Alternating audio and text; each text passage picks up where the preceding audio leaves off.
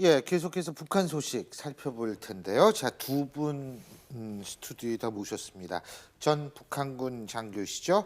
김정하 통일맘 연합 대표 그리고 김주성 망명 북한 작가센터 부이사장 두 분 나와 계십니다. 어서 오십시오. 안녕하세요. 그 북에 있으실 때 저기 이 고 신상옥 감독 최은희 씨 영화 보셨어요? 네네. 소금하고 소금 보셨어요? 저도 네, 소금 봤어요. 소금하고 연구원 있을 불가사리 때, 영화 국책연구원 국일동 있을 때. 이것이 네. 가장 인상이 남고요. 네. 소금 같은 영화는 그냥 기억에 저희 엄마가 못 보게 해가지고 거기에 이 성폭행 씬이 나오죠. 네, 최은희 근데 씨가 거기에서 나오는. 네. 제가 그저 딱 우리 엄마가 못 보게 해서 보지 말라고 한 장면이 왜 제일 많이 기억에 원래 보지 말라 그러면 그걸 위해서 보는 거죠. 예, 그 딱 허벅지가 딱 나오는 그 장면 할 때 우리 엄마가 보지 마 하고 눈 딱 하는데 왜 다른 건 다 기억이 안 나고 그 장면만 기억이 나는지 저도 모르겠습니다. 그렇습니다. 예. 당시에 보면 이게 신상옥 감독하고 최훈희 그분이 와서 김정일이 상당히 신임을 줘가지고 예. 북한이라는 제도에서 이 신필름이라고 하는 회사명까지 상호명까지 만들어줘가지고 예. 마음대로 영화를 찍어라.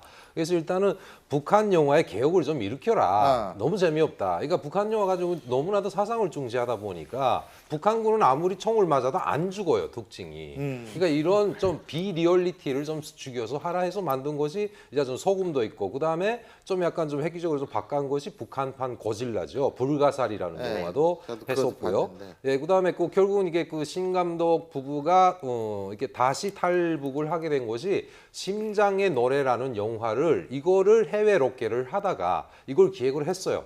해가지고 중견 배우들 북한의 유명한 배우들 데리고 유럽에 갔다가 그다음에 바로 로켓 도망간 도중에 거죠. 도망을 갔습니다.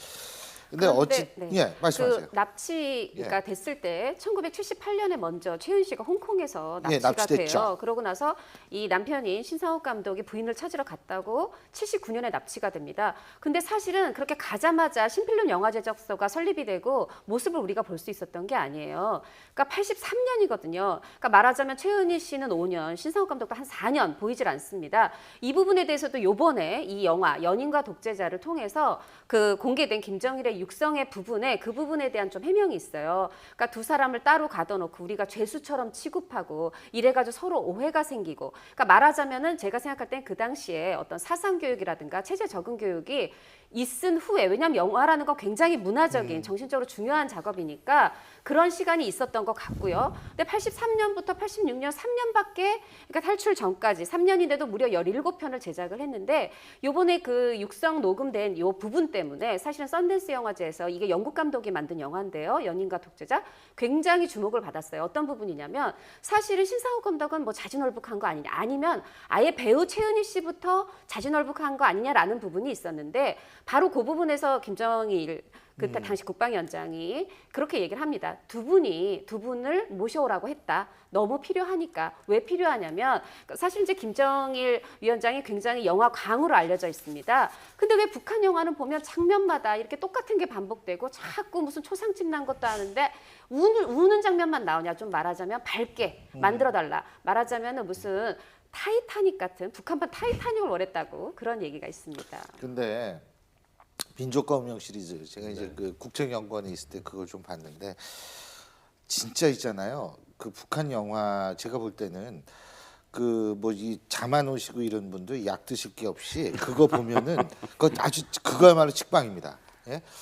근데 어쨌든 뭐 근데 이영애 씨도 좀 겁났을 것 같아요. 김정일이가 이영애 씨도 칭찬했다며요. 예?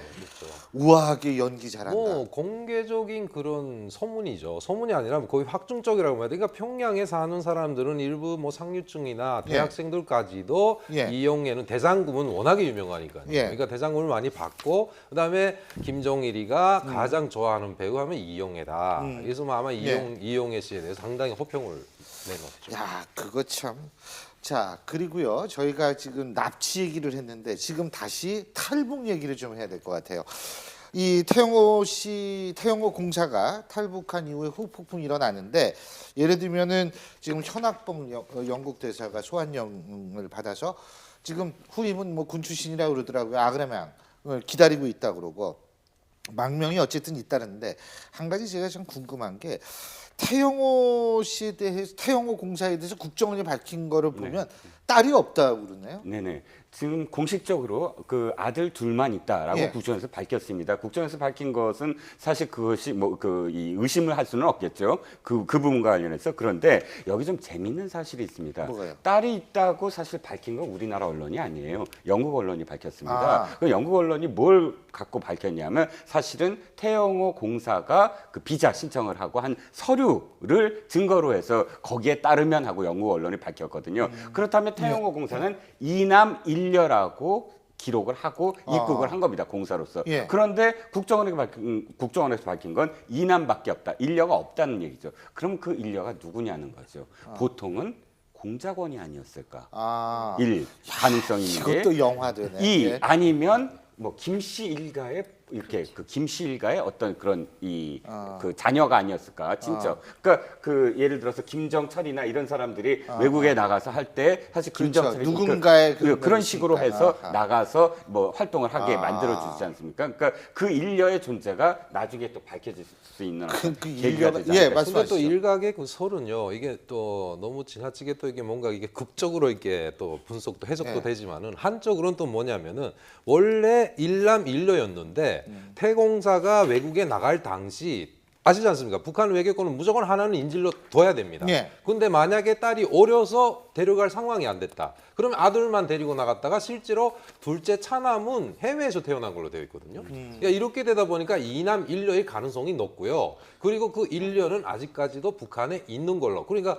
국정원 입장에서는 자꾸 딸에 대한 걸 부각을 하는 것 자체가 딸에 대한 신상에 또 뭔가 그래도 위험이 있는 올 수도 사람을 있기 없다 때문에. 그러는 건 그건 좀 근데 또 그렇죠, 하나는 그렇죠. 뭐냐면 지금 말씀을 하셨지만 그 이 조선중앙 TV가 이 태영호를 욕을 하면서 보통은 만약에 인질로 일녀가 있었다 그러면 이 표현을 썼을 거라는 거죠. 그렇죠. 사랑하는 딸을 남겨두고 저렇게 아니면 도망간 그 딸이 못된 나와가지고 놈. 얘기를 하는 거죠. 못된 놈. 나를 이렇게 버리고 표현을- 아버지 이렇게 할 수 있습니까? 아마도 이러고 그렇게 나올 수 표현을 있는데. 했을 텐데 예. 딸을 인질로 갖고 있지 않으니까 그 표현이 없었던 게 아닌가 이런 또 근데 추측도 그 부분은 약간 그 보충을 하고 싶은 게 그 태용호보다도 더 인지도가 높은 것이 오해선이거든요. 예, 사모님이 네, 그 빨치산. 와이프가 빨치산 또 가족이다 보니까 아직까지도 북한이 그 빨치산 500명에 대한 건 비난을 안 쏟았습니다. 그러니까 이거는 어느 정도 히든 카드로 두고 있지 않나 하는 생각이고요. 근데 이제 태영호 공사도 태영호 공사지만 지금 벌써 오늘도 누구 스티로폴이 아니라 약간 계속 탈북을 하고 네네. 있잖아요. 바다를 통해 가지고. 예? 해안가로 지금 계속 탈북 행렬이 이어지고 있고 그리고 해외에서도 지금 언론이 많이 가려졌지만 예. 해외에서도 지금 탈북 과정이 이루어졌는데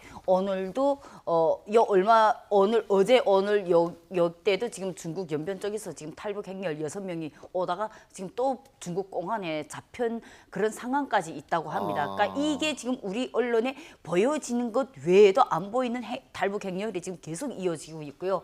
지금 이 문제로 해서 북한이 상당히 민감했는데 어느 정도로 민감했나 말 그대로 다시는 돌아오지 않는 길이라는 그 판문점의 그 다리에까지도 거기 글쎄, 거기까지도 예. 지뢰를 매설할 정도로 그들이 많이 긴장되어 있고 중국 현 국경 쪽에 있는 두만강 연선과 중국 쪽의 그 연선 거기에는 거진 보위부가 이미 다 깔려 있고 그리고 중국 현 쪽에 북한 쪽에 있는 탈북자 예. 가족들에게 감시가 그전에는 보이지 않게 감시가 붙었대요. 근데 이제는 로컬적으로 너 오늘 어디 가서 뭐 만났냐? 네 오늘 어디 갔냐? 이렇게 로컬적으로 매일 조사하다시피 그렇게 심각한 분위기로까지 지금 감시할 정도로 북한이 많이 예민해져 있다고 합니다. 예. 일단 그 주민 3명이 목선을 예. 타고 기순을 했잖아요. 그러니까 뭐 그 기관 예. 고장으로 사실은 이제 표류를 네. 했는데 대부분은 이렇게 온 경우에 또 많은 다시 분들이 가죠. 북으로 예. 돌아가기를 원하는데 이분들은 귀순을 원했고 그래서 혹시나 위장 탈북인가를 조사를 했는데 지금 그런 혐의점은 거는 밝혀지지 않았다라는 이게 입장입니다. 탈북이 계속 이렇게 이어질 경우에 진짜 고위층도 흔들리지만 밑에도 흔들리고 있다는 증명이라서 저희가 한번 계속 좀 주시하고 볼 수밖에 없을 것 같습니다. 이게 SLBM 잠수함 발사 탄도미사일 쐈다고 하는 부분도 물론 중요하지만 이 부분은 근간을 흔드는 부분이어서 더 중요할 것 같습니다. 오늘 내부 말씀 여기까지 듣죠. 고맙습니다.